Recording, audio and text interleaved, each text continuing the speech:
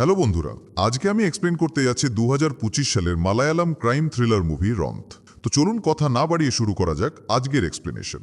মুভির শুরুতে sub inspector ইভানকে police গ্রেপ্তার করে নিয়ে যাচ্ছে। রাস্তায় এক জায়গায় ছড়িয়ে ছিটিয়ে পড়ে আছে অনেক রক্ত। দুজন কনস্টেবল সেই রক্ত পরিষ্কার করছে, আর ইভান সেই রক্তের দাগের দিকে গভীর দৃষ্টিতে তাকিয়ে আছে। প্রশ্ন ওঠে, ইভানকে কেন গ্রেপ্তার করা হলো, আর এই রক্ত কার? উত্তর জানতেই গল্প চলে যায় একদিন আগের ফ্ল্যাশব্যাকে। তার আগে ভিডিওটি ভালো লাগলে অবশ্যই লাইক করে দেবেন, সাবস্ক্রাইব করে পাশে থাকবেন, আর শেয়ার করতে একদম ভুলবেন না। তো দৃশ্য একদিন আগে দেখানো হয়। দিনাথ নামের একজন কনস্টেবলকে দেখি, আর তার ছোট্ট একটা পরিবার আছে, যেখানে তার স্ত্রী, মা ও একটি ছোট্ট মেয়ে আছে। দিনা কয়েক মাস হলো পুলিশে জয়েন করেছে। দিনাতের ডিউটির টাইম হয়ে গেছে, তাই সে পরিবারের কাছ থেকে বিদায় নিয়ে ডিউটিতে বেরিয়ে পড়ে, আর একটু পর থানায় চলে আসে। এরপর আমরা ইভানকে দেখি, যে কিনা ডিউটিতে যাওয়ার আগে তার স্ত্রীর জন্য খাবার রান্না করছে। আর সেখানে ইভানের স্ত্রী তার মোবাইল চেক করে আর তার ওপর সন্দেহ করে, কিন্তু ইভান তার বউকে বলে এটা থানার ফোন, এখানে বিভিন্ন ধরনের কল, ভয়েস মেসেজ আসে। এরপর সেও তার স্ত্রীর কাছ থেকে বিদায় নিয়ে ডিউটিতে বের হয়। তারপর ডিউটিতে এসে ইভান অন্য একজন পুলিশের কাছ থেকে ডিউটি হ্যান্ডওভার নিয়ে নেয়। আজ তার পেট্রোল ডিউটি। এরপর কনস্টেবল দিনাত আর সাব ইন্সপেক্টর ইভান দুজনে গাড়িতে চেপে পেট্রোলিংয়ে বের হয়। দিনাত গাড়ি চালাচ্ছিল আর ইভান তার পাশে বসেছিল। এখন পেট্রোলিং করতে করতে ইভান দিনাতের সামনে কড়া অফিসার হিসাবে তাকে ছোট ছোট বিষয় নিয়ে রাগ দেখায়, কিন্তু দিনাত সেই সব ব্যাপার কিছু মনে করে না। যেতে যেতে পথে কিছু লটারি বিক্রেতা দেখতে পায়, তাদের কাছ থেকে দিনাত কিছু লটারি কিনে নেয়, এই ভাবনা থেকে যে কখনো কখনো তার ভাগ্য বদলে যেতে পারে। এরপর তার একটা জায়গায় দাঁড়িয়ে সকল মোটরসাইকেল চালককে চেক করে যে তারা ড্রিঙ্কস করে ড্রাইভ করছে কিনা। তো পেট্রোলিং করতে করতে তারা একটা গ্রামে পৌঁছায়, যেখানে কিছু ছেলে বসেছিল। তখন দিনাত তাদের কাছে গাড়ি থামিয়ে বলে, তোমরা এখানে কি করছো? আমরা এখান থেকে ইপটিজিং এর কমপ্লেন্ট পেয়েছি। তারা বলে, তেমন কিছু না, আড্ডা দিচ্ছিলাম, আর আমরা তো এখানে কাছাকাছিই থাকি, আমরা জাস্ট এখানে একটু চিল করতে এসেছিলাম।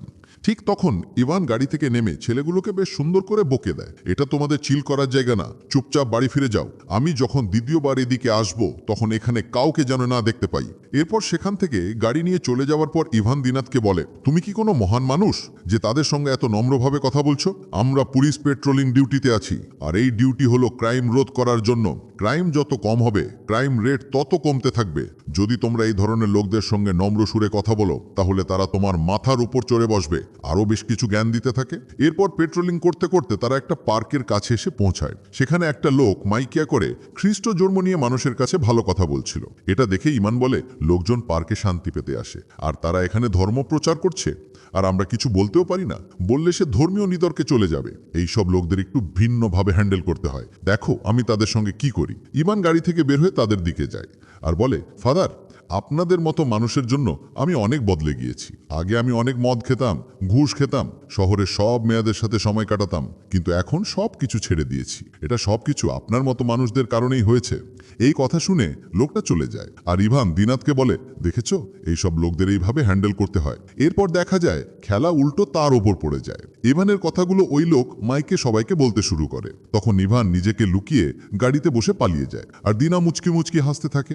এভাবে পেট্রোলিং করতে করতে রাত হয়ে যায়। তারা অন্য এক গ্রামে এসে পৌঁছায়। সেখানে এক বাড়ির সামনে প্রচুর ভিড় জমেছিল। কিছু ছেলে পুলিশের গাড়ি আসতে দেখে সেখান থেকে পালিয়ে যায়। তখন ইভান গাড়িটাকে সেখানে থামিয়ে দু একজনের কাছে জানতে চায় কি হয়েছে। তখন একজন লোক বলে, আমার ছেলের নাম নবীন, সে তার বন্ধু অরুণের সাথে পাশের গ্রামে কাজে গেছে, সে ইলেকট্রিক কাজ করে, কিন্তু ওই লোকেরা বলছে আমার ছেলে তাদের মেয়েকে নিয়ে পালিয়েছে।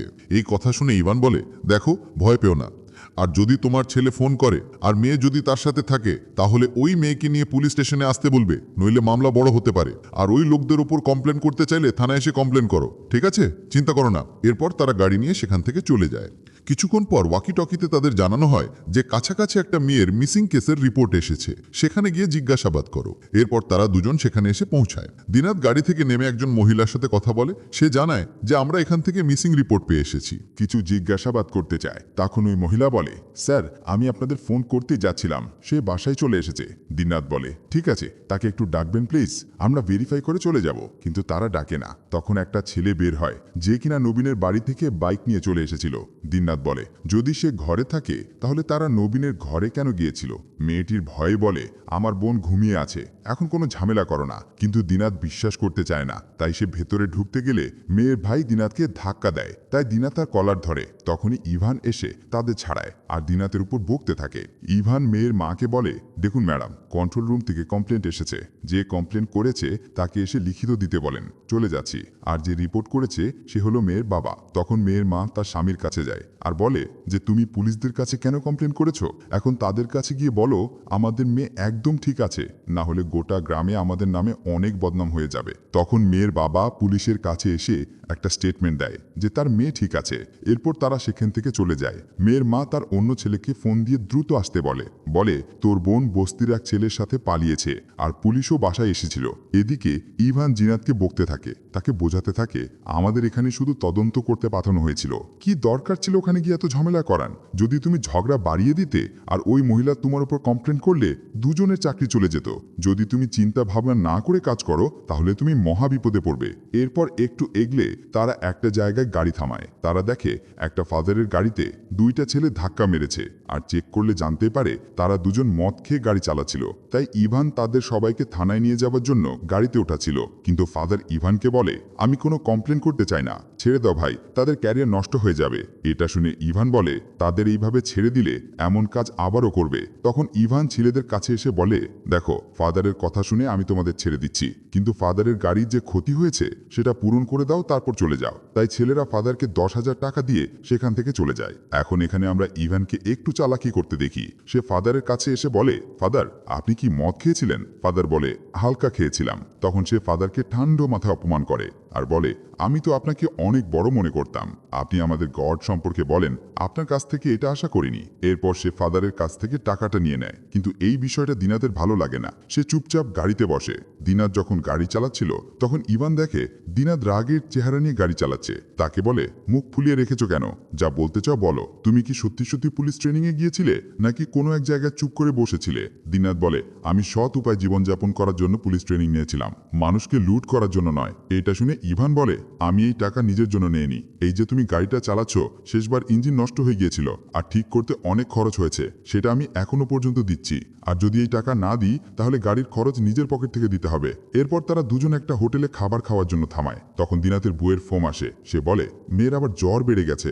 দিনাত বলে আমি আসবো। তার বউ বলে যদি প্রয়োজন পড়ে তোমাকে ফোন করব। ঠিক তখনই তারা ওয়াকিটাকির মাধ্যমে কন্ট্রোল রুম থেকে জানতে পারে যে তারা যে এলাকা আছে সেখানে কোনো এক রাজনীতিবিদ আসছে। তখন তারা তাদের প্রোটেকশন দেয়। প্রোটেকশন শেষ হলে তারা থানায় চলে আসে আর ইভান বাথরুমে যায়। সেখানে ডিসিপি জ্যাকব ফোন করে মিসিং কেসের সম্পর্কে জানতে চায়। তখন ইভান বলে মিসিং কেসে যে ছেলেকে সন্দেহ করা হচ্ছে নবীন, সে তার বন্ধু অরুণের সঙ্গে কাজে গিয়েছে। তো দেখা যায় জ্যাকবের সামনে তখন মেয়ের পরিবারের লোক দাঁড়িয়েছিল আর সে তাদেরকে নবীনের লোকেশন সম্পর্কে জানায়। এদিকে থানায় তখন জরুরি কল আসে।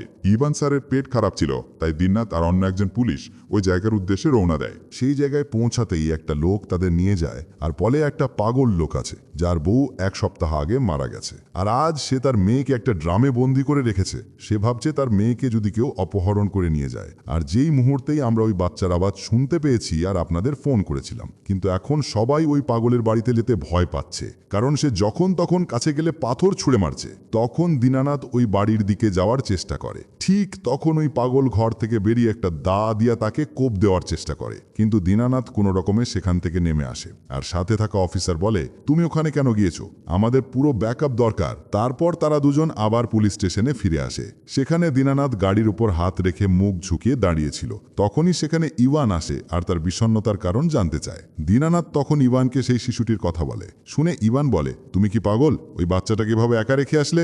দীনানাথ বলে সে ভিতরে যাওয়ার চেষ্টা করেছে, কিন্তু পুলিশ অফিসার আমাকে বাধা দেয়। এরপর তারা দুজন দ্রুত সেই লোকেশনের উদ্দেশ্যে রওনা দেয় আর ইভান ফোন করে একটা টিম পাঠাতে বলে। তো তারা ফোর্স নিয়ে ওই পাগলের বাড়িতে যায়। তখন পাগল পুলিশকে দেখে তাদের উপর পাথর ছুঁড়তে থাকে আর ঘরের দরজা বন্ধ করে ফেলে। তখন দীনানাথ দরজা ভেঙে ওই পাগলের সঙ্গে লড়াই করে। তারপর সব পুলিশ এসে ওই পাগলটাকে ধরে ফেলে আর বাচ্চা মেয়েটাকে বাঁচিয়ে নেয়। এরপর দেখা যায় ইভান একটা কবরের কাছে এসে দাঁড়ায় আর সেটা দেখে আবেগপ্রবণ হয়ে পড়ে। কবরে নাম লেখা ছিল অ্যাঞ্জেল, বয়স মাত্র 1 দিন, অর্থাৎ এটা হয়তো তার মেয়ের কবর। যাই হোক, সবকিছু হয়ে গেলে তারা আবার পেট্রোলিং শুরু করে। যখন তারা যাচ্ছিল তখন তারা একটা জিপ গাড়ি দেখতে পায় দাঁড়িয়ে আছে, তাই তারা গাড়ি থামায়, দেখে দুজন লোক বসে আছে। ইভান তাদেরকে জিজ্ঞাসা করে, তোমরা দুজন এখানে কি করছো? তখন তাদের মধ্যে একজন বলে, স্যার আমি দুবাই থেকে এসেছি আমার বন্ধুর সাথে দেখা করতে, কিন্তু এখানে এসে আমি রাস্তা হারিয়ে ফেলেছি। তখন দিনানাথ তাদের দুজনের ডিটেলস আর গাড়ির নম্বর নেয়। এরপর ইভান তাদের বলে, তোমরা আমাদের ফলো করো, আমরা তোমাদের হাইওয়ে পর্যন্ত পৌঁছে দেব।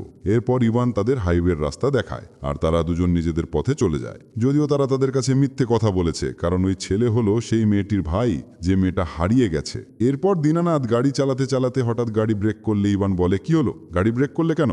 দীনানাথ বলে, স্যার আমার কাছে মনে হলো মাত্র একটা মেয়ে ওই দিক দিয়ে গেল। তো তারা দুজন গাড়ি থামিয়ে জঙ্গলের দিকে যায়। ইভান বুঝতে পারে যে দীনানাথ কিছুটা ভীতু টাইপের, মানে ভূতপ্রেত ভয় পায়, তাই সে দীনানাথকে ভয় দেখাতে শুরু করে। বলে এই জঙ্গলে একটা বাড়ি আছে যেখানে কয়েক বছর আগে একটা হত্যাকাণ্ড ঘটেছিল, আর মানুষ বলে ওই বাড়িতে আজও কেউ ভেসে বেড়ায়। এটা শুনে দীনানাথ অনেক ভয় পেতে থাকে। তখনই তারা সামনে একটা বাড়ি দেখতে পায় আর ইভান দীনানাথকে বাড়ির ভেতরে গিয়ে চেক করতে বলে। তখন দীনানাথ ভয়ে ভয়ে ধীরে ধীরে বাড়ির ভেতরে প্রবেশ করে। সে যখন ভিতরে চেক করছিল তখন টর্চের আলো আয়নার উপর পড়লে দেখে একটা মেয়ে সাদা ড্রেস পরে দাঁড়িয়ে আছে। এটা দেখে সে ভয় পেয়ে বাইরে বের হয় আর শিকড়ের সাথে বেঁধে পড়ে এবং বেহুশ হয়ে যায়। ইভান তার আওয়াজ শুনে তার কাছে আসে, কিন্তু সে বেহুশ। ইভান তাকে পানি দিয়ে হুঁশ ফেরায়। তখন দীনানাথ তাকে বলে, স্যার আমি ভেতর একটা মেয়েকে দেখেছি, এই ঘরে নিশ্চয়ই ভূত আছে। তখন ইভান তাকে নিয়ে ভেতরে ঢুকতে থাকে আর বলে, আমার 20 বছরের সার্ভিসে আমি আজ পর্যন্ত অনেক কিছু দেখেছি, কিন্তু কখনো ভূত দেখিনি। তারপর ভিতরে গিয়ে তারা দেখে যে এখানে একটা ছেলে আর একটা মেয়ে লুকিয়ে আছে। মেয়ে বলে, স্যার আমরা দুজন একে অপরকে অনেক ভালোবাসি আর বাড়ি থেকে পালিয়ে এসেছি। আমাদের গাড়ির পেট্রোল শেষ হয়ে গিয়েছিল, পুলিশের গাড়ি দেখে আমরা এখানে লুকিয়ে পড়েছিলাম। তখন ইমান বলে, পুলিশকে ভয় পাওয়ার কি আছে? এটা বলে সে তাদের দুজনকে গাড়িতে তুলে নিয়ে থানায় যেতে শুরু করে। যেতে যেতে ইভান তাদের সাথে কথা বলতে থাকে। সে তাদের জিজ্ঞাসাবাদ করতে থাকে। মেয়েটা বলে তার নাম জেন্সি আর ছেলেটার নাম রোশান। জেন্সির নাম শুনে ইভান বলে, তোমার 2 ভাই আছে? জেন্সি বলে, হ্যাঁ। ইভান বলে, তোমার পরিবার তো নবীন নামের একটা ছেলেকে খুঁজছে। জেন্সি বলে, নবীন আমার সবচেয়ে ভালো বন্ধু, সে আমাদের দুজনকেই পালাতে সাহায্য করেছিল। তখনই ইভান তাদেরকে বলে, কাল সকালে তোমাদেরকে কোর্টে নিয়ে যাব, সেখানে গিয়ে সব বলবে। ভয় পেও না, পুলিশ অনেক বিয়ে করিয়েছে। কথা বলতে বলতে তারা থানায় চলে আসে। সে তাদের দুজনকেই থানায় নিয়ে যায় আর বলে, পুলিশ স্টেশনে কেউ তোমাদের কিছু বলতে পারবে না। ঠিক তখনই দিনাতের বউ ফোন করে জানায় যে তার মেয়ের জ্বর অনেক বেশি বেড়ে গেছে আর বমি হচ্ছে। বাইরে তখন অনেক বৃষ্টি হচ্ছে, তাই তুমি দ্রুত চলে এসো, মেয়েকে হাসপাতালে নিয়ে যেতে হবে। তখন দিনাত ইভানের কাছ থেকে অনুমতি চায় বাসায় যাওয়ার জন্য, কারণ তার মেয়ের অনেক জ্বর। ইভান বলে, চলো আমি তোমার সাথে যাচ্ছি আর আমি ড্রাইভ করছি। এরপর তারা দিনাতের বাসায় চলে আসে আর মেয়েকে নিয়ে দ্রুত হাসপাতালে যায়। যখন দিনাতের মেয়ে চিকিৎসা করছিল তখন ইভান ইমোশনাল হয়ে দেখছিল। এরপর ইভান একা বসেছিল। তখনই তাদের কাছে একটা খবর আসে যে পাশের এলাকায় একজন মহিলা আত্মহত্যা করার চেষ্টা করছে। এটা শুনে তারা দুজন সঙ্গে সঙ্গে সেই বাড়ির উদ্দেশ্যে রওনা দেয়, কিন্তু তাদের আসার আগেই ওই মহিলা আত্মহত্যা করে ফেলে। এরপর ইভান তার টিমকে ডাকে সেখানে কিছু আনুষ্ঠানিকতা শেষ করার জন্য। দিনাত বাইরে বসেছিল আর পুরাই ভেঙে পড়েছিল, কারণ তার বাবাও আত্মহত্যা করেছিল। সেখানে আরো বেশ কিছু পুলিশ আসলে তারা দুজন আবার পুলিশ স্টেশনে ফিরে আসে। ইভান তাকে ড্রিঙ্কস অফার করে, কিন্তু দিনাত পান করতে রাজি হয় না। ইভান বলে, ভাই 1 গ্লাস পান করো, সব ঠিক হয়ে যাবে। ড্রিঙ্কস শেষ করার পর আবার পেট্রোলিংয়ে বের হয়। এরপর তারা কমপ্লেন পেয়ে একটা বাড়িতে যায়। একজন জানায় তার ভাইয়ের ছেলেকে কেউ কিডন্যাপ করে নিয়ে গেছে। তখন তারা ছেলেটা ঘরে ঢোকে, দেখা যায় ভিতরে সব লন্ডফন্ড করে রাখা। তখন তারা এক প্রতিবেশী মহিলার কাছ থেকে জানতে পারে একটা গাড়িতে কতগুলো ছেলে এসে তাকে টানতে টানতে নিয়ে যায়, আর সেই গাড়ির নম্বর লিখে রেখেছে, সেটা তাকে দেয়। ইভেন থানায় ফোন করে গাড়ির খোঁজ নিতে বলে। এরপর তারা আবার থানায় যায়। থানায় আসার সাথে সাথে অন্য অফিসারের মাধ্যমে জিপ গাড়ি সম্পর্কে জানতে পারে। তখন দিনাত ওই নম্বরটা সেই জিপের সঙ্গে মিলিয়ে দেখে, যা কিছুক্ষণ আগে রাস্তায় দুজনের সঙ্গে দেখা হয়েছিল, আর নম্বরটা একই ছিল। তখন তারা বুঝতে পারে ওই ছেলেরা তাদের মিথ্যা বলেছিল, আসলে তারা জেন্সির বাড়ির লোক ছিল। তখন তারা জেন্সিকে জিজ্ঞাসা করে, তোমাদের কোনো জিপ বাড়ি আছে কিনা? সে বলে, আমাদের নেই, তবে আমার ভাইয়ের বন্ধুর আছে, সে প্রায় আমাদের বাসায় যাতায়াত করে। ইভান তার ভাইয়ের ছবি দেখতে চায়। জেন্সি মোবাইল থেকে তার ভাইয়ের ছবি দেখায় আর তারা তাকে চিনে ফেলে। ইভান জেন্সির কাছ থেকে তার ভাইয়ের নম্বর নিয়ে তাকে ফোন করে। তখন সেই সময় জেন্সির ভাই নবীন ও অরুণকে গাড়ির মধ্যে মারতে থাকে আর তাদের কাছে তার বোন সম্পর্কে জিজ্ঞাসা করে। হঠাৎ তার কাছে ফোন আসে। জেন্সির ভাই গাড়ি থেকে নেমে তার সাথে কথা বলে আর নবীনের মুখ চেপে ধরে। ইভান বলে ওই দুটো ছেলেকে ছেড়ে দাও, তোমার বোন আর তার গার্লফ্রেন্ড আমাদের কাছে আছে, তুমি ওই দুই ছেলেকে নিয়ে পুলিশ স্টেশনে চলে আসো। কিন্তু সে মানতে চায় না। সে বলে নবীন আমার বোনকে কোথাও লুকিয়ে রেখেছে, কিভাবে খুঁজে বের করতে হয় সেটা আমি খুব ভালো জানি। তখন ইভান বলে বিশ্বাস না হলে ভিডিও কল করো। তো ভিডিও কলে ইভান তার বোনকে দেখায়। যখন তাদের ছেড়ে দিতে যাবে দেখে মুখ চেপে ধরার কারণে নবীন মারা গেছে। এই কথা জিন্সি ভাইকে জানাতে গেলে দেখা যায় নবীন মরার ভান ধরেছিল আর এই সুযোগে গাড়ি থেকে নেমে পালাতে শুরু করে আর একটা নদী পার হয়ে জঙ্গলের দিকে চলে যায়। নদী পার করার সময় তার একটু চোটও লাগে। তখন মেয়েটার ভাই বলে ওকে যেতে দাও, আমার বোন এখন নিরাপদ। অন্যদিকে দিনাত ও ইভান একটা ডোমেস্টিক ভায়োলেন্সের মামলার খবর পেয়ে তারা দুজন সেখানে পৌঁছায়। দেখে একটা বাচ্চা ছেলে ভয়ে বাসার বাইরে দাঁড়িয়ে আছে। ছেলেটা ইভানকে জানায় তার বাবা মাকে মারছে। ইভান স্বামীকে জিজ্ঞাসা করে কি হয়েছে। বাচ্চার মা বলে যখন সে নেশা করে আসে তখন সে বলে এই বাচ্চা তার না আর বাচ্চাকে মারে। এটা শুনে ইভান রেগে গিয়ে তাকে মারতে শুরু করে। তখন দিনাত ইভানকে সামলায়। ইভান নিজেকে শান্ত করে বলে নেক্সট টাইম বাচ্চাকে কখনো মারবে না। যাওয়ার পথে ইভান দিনাতকে নিজের ব্যাপারে জানায়। সে বলে বিয়ের কয়েক বছর পর আমার স্ত্রী গর্ভবতী হয়। তাদের একটা মেয়ে হয়েছিল, কিন্তু মেয়েটা জন্মের পর মারা যায়। এতে আমার স্ত্রী পুরোপুরি ভেঙে পড়েছিল আর বহুবার আত্মহত্যার চেষ্টাও করেছিল। এখনও সে ডিপ্রেশনে আছে। এই জন্য সে বাড়িতে সব কাজ করে আর নিজের স্ত্রীর অনেক খেয়াল রাখে। সবাই ভাবে আমি আমার স্ত্রীকে ভয় পাই, কিন্তু এটা ভয় না, ভালোবাসা। আর যখনই আমার সামনে কোনো বাচ্চার কেস আসে তখনই আমি আগ্রাসী হয়ে উঠি। এরপর তারা এক জায়গায় কিছুক্ষণ রেস্ট নিয়ে আবার রওনা হয় আর সকাল হয়ে যায় আর তারা দুজন থানায় চলে আসে। থানায় এসে ইভান জেন্সির ভাইকে ফোন করে বলে সকাল ওই দুজনকে নিয়ে আসার কথা ছিল, আসনি কেন? জেন্সির ভাই বলে নবীন আমাদের গাড়ি থেকে পালিয়ে গেছে আর অরুণ আমাদের সাথে আছে। ইভান কনফার্ম হওয়ার জন্য অরুণের সাথে কথা বলে আর দ্রুত তাদের থানায় আসতে বলে। কিছুক্ষণ পর জেন্সির মা আর ভাই থানায় আসে। দিনাত বলে থানায় এসেছো কেন? জেন্সির ভাই বলে বোনকে নিতে এসেছি। দিনাত বলে কাল তো বলেছিলে তোমার বোন বাসায় আছে, তাহলে কেন এসেছো? এখন আমি বলছি আপনার মেয়ে এখানে নেই। তখন আবার জেন্সির ভাই ও দিনাতের মধ্যে হাতাহাতি হয়। তখন ইভান এসে তাদের থামিয়ে বলে সকাল 11টায় তাদের কোর্টে পেশ করা হবে, তখন আপনাদের মেয়েকে নিয়ে যাবেন, এখন যেতে পারেন। তো তারা সেখান থেকে চলে যায়। এরপর দিনাত জেন্সি ও রোশনের কাছে এসে বলে ইভান স্যার আর আমার ডিউটি শেষ হয়ে গেছে, নেক্সট অফিসার এসে তোমাদের কোর্টে নিয়ে যাবে, সেখানে সবকিছু বলবে, একদম চিন্তা করো না। ওইদিকে গ্রামের লোকজন নদীতে নবীনের লাশ পেয়ে সাথে সাথে পুলিশকে খবর দেয়। আসলে রাতে চোট লাগার পর নবীন নদীর ধারে অসুস্থ হয়ে পড়ে আর পানি প্রবাহ বেড়ে যাওয়ার কারণে নবীন পানিতে ডুবে মারা যায়। এরপর দেখা যায় ডিওএসপি জ্যাকব জেন্সির বড় ভাইয়ের সাথে দেখা করে আর বলে তোমরা ইভানের সামনে কিভাবে পড়লে? জেন্সির ভাই বলে পেট্রোলিংয়ের সময় তাদের সামনে পড়ে গিয়েছিলাম।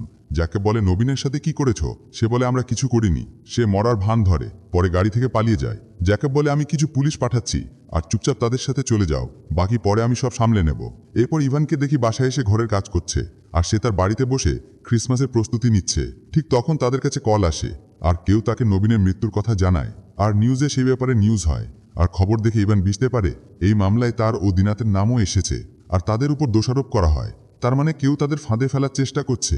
তখন ইভান তার স্ত্রীকে বলে চলো আমাদের ফাদারের সাথে দেখা করতে হবে। এদিকে দিনাত তার মেয়েকে হাসপাতালে নাস্তা খাওয়াচ্ছিল।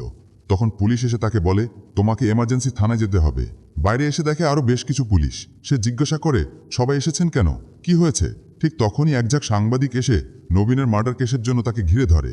এরপর তাকে সেখান থেকে জোর করে গাড়িতে উঠিয়ে থানার উদ্দেশ্যে রওনা হয়। ওইদিকে ইভান তার স্ত্রীকে নিয়ে ফাদারের কাছে এসেছিল। সে ফাদারের কাছে বলে হয়তো আমি খুব শীঘ্রই গ্রেফতার হয়ে যাব, তবে আমি কোনো খারাপ কিছু করিনি, কিন্তু আমার স্ত্রী যেন তা জানতে না পারে। যদি সে জানতে পারে সে অনেক কষ্ট পাবে।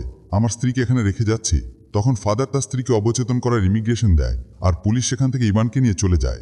এরপর দেখি ডিওএসপি জ্যাকব দিনাতকে ডেকে জিজ্ঞাসা করে ডিউটির সময় তুমি মদ খেয়েছো বা কারো কাছ থেকে ঘুষ নিয়েছো? দিনাত বলে না স্যার। জ্যাকব বলে তাহলে গাড়িতে 10,000 টাকা কোথা থেকে গেল? মিথ্যে বলো না। এরপর জেন্সির ভাইয়ের ছবি দেখিয়ে বলে তাকে দেখেছো? দিনাত বলে কাল পেট্রোলিংয়ের সময় তাদের গাড়ি চেক করছিলাম। জ্যাকব বলে তারা স্বীকার করেছে রবিনের হত্যায় তোমার হাত আছে। আসলে জ্যাকব এসব বলে দিনাতকে এই মামলায় ভাসানোর চেষ্টা করছিল। তখন দিনাত হাত জোড় করে কেঁদে কেঁদে আকুতি করে বলে স্যার আমি কিছু করিনি, আমার বউ বাচ্চা আছে, মা অসুস্থ, আমাকে ছেড়ে দিন। আমার যদি কিছু হয় আমার পরিবারের কি হবে? আমি কিছুই করিনি। তখন জ্যাকব বলে ঠিক আছে, তাহলে তুমি নিজেই এই মামলা সাক্ষী হয়ে যাও আর ইভানের বিরুদ্ধে সাক্ষ্য দাও, তাহলে তোমার কিছুই হবে না। কিন্তু দিনাত বলে ইভান স্যারও তো কিছু করেনি। তখন আরেকজন অফিসার দিনাতকে অন্য রুমে নিয়ে যায়। একটু পর ইভানকে থানায় নিয়ে আসা হয় আর তাকে ডিওএসপি জ্যাকবের রুমে নিয়ে যাওয়া হয়। জ্যাকব বলে এই ধরনের জঘন্য কাজ কিভাবে করতে পারলে? ইভান বলে আমি কোনো জঘন্য কাজের সাথে জড়িত নই। সে বুঝতে পারে তাকে ফাঁসানোর চেষ্টা করা হচ্ছে, তাই সে ডিরেক্ট বলে আমাকে ফাঁসানোর চেষ্টা করবেন না, যদি পারেন এই ঝামেলা থেকে বের করুন। যাকে বলে সিসিটিভি ফুটেজে তুমি কাকে গাইড করছো আর ফোন কলে যে তুমি ডিল করছো তা টিভিতে কিভাবে আসলো? ইভান বলে এই যে ঘটনাটা ঘটেছে সেটা এত কম সময়ের মধ্যে সিসিটিভি ফুটেজ ও কল রেকর্ড তাদের কাছে কিভাবে গেছে এটা নিশ্চয়ই প্ল্যান করে করা। আমি শিওর আপনি এর সাথে জড়িত। যদি আমাকে কোর্টে পাঠানো হয় তাহলে আমি সহজেই বেরিয়ে আসতে পারবো, কিন্তু আপনি কি আমাকে এখান থেকে বের করতে পারবেন? যাকে বলে রাতে তোমার সাথে যে ছেলে ছিল, যদি তার নামে স্টেটমেন্ট দাও তাহলে বের করতে পারবো। ইভান বলে এটা সম্ভব না, আমি 20 বছর ধরে সার্ভিসে আছি, আমি যদি তার নামে সাক্ষ্য দিই তাহলে আমিও ফেঁসে যাব, আর আমি আইন জানি, এখন যা হবে সেটা আদালতে দেখে নেব। এটা শুনে জ্যাকব বুঝতে পারে ইভান এত সহজে মানবে না। তখন একজন অফিসার তাকে পেপারবোর্ড দিয়ে বলে, আপনার স্টেটমেন্ট এখানে লিখুন। ঠিক তখনই দিনাতের সাথে থাকা অফিসার দিনাতকে বাইরে ডেকে বলে, দেখো ইভান তোমার বিরুদ্ধে স্টেটমেন্ট লিখছে, সব পুলিশ তোমার মতো সৎ না। এটা দেখে দিনাত পুলিশের দেওয়া স্টেটমেন্টে সই করে দেয়। তারপর দুজনকে একসঙ্গে বসানো হয়। ইভান তাকে বলে, তুমি স্টেটমেন্টে সই করে ফেলেছো নাকি? দিনাত বলে, তোমার কি মনে হয় সব দোষ আমার উপর দিয়ে তুমি পার পেয়ে যাবে? এটা শুনে ইভান খুব রেগে যায় আর দিনাতকে বকতে থাকে, তুমি এত বোকা কিভাবে হতে পারলে? তুমি এটা কি করে ফেলেছো? ডিওয়াইএসপি আমাদের দুজনকেই ফাঁসানোর চেষ্টা করছে। এরপর পুলিশ মিডিয়ার সামনে বলে, নবীন মার্ডার কেস পরিকল্পিত আর সব অপরাধীকে গ্রেফতার করা হয়েছে। দিনাত সবকিছু কবুল করেছে। এই কথা শোনার পর দিনাত সুযোগ পেয়ে সেখান থেকে পালানোর চেষ্টা করে, কিন্তু পালাতে গিয়ে হঠাৎ একটা ট্রাক এসে তাকে মেরে দেয় আর সেখানে সে মারা যায়। এরপর পুলিশ ইভানকে গাড়ি করে কোর্টে নিয়ে যাওয়ার উদ্দেশ্যে বের হয়। আর এটাই সেই দৃশ্য যা আমরা মুভির শুরুতে দেখেছিলাম। পুলিশ ইভানকে কোর্টে নিয়ে যাচ্ছে, যাওয়ার পথে সে রক্তের দিকে তাকিয়ে থাকে, আর এটা দিনাতের রক্ত যা দুজন পুলিশ পানি দিয়ে পরিষ্কার করছিল। আর এভাবেই মুভির গল্পটা শেষ হয়। বন্ধুরা, এটা শুধু পুলিশের টহল ডিউটির গল্প নয়, বরং এর ভেতরে লুকিয়ে আছে দায়িত্ব, ব্যক্তিগত জীবনের টানাপড়ন, সিস্টেমের অমানবিক দিক আর এক একটা মানুষের মনের অন্ধকার ব্যথা। এই মুভি আমাদের প্রশ্ন করে, ন্যায় কি সত্যিই পাওয়া যায়, নাকি সিস্টেমের ভেতরেই তা হারিয়ে যায়? কেমন লাগলো কমেন্টস করে জানাতে ভুলবেন না। ভিডিও ভালো লাগলে লাইক, শেয়ার আর সাবস্ক্রাইব করে পাশে থাকবেন। আবারও হাজির হব নতুন কোনো ভিডিও নিয়ে। ততক্ষণ পর্যন্ত সুস্থ থাকুন, ভালো থাকুন আর গোপুর গফের সাথে থাকুন।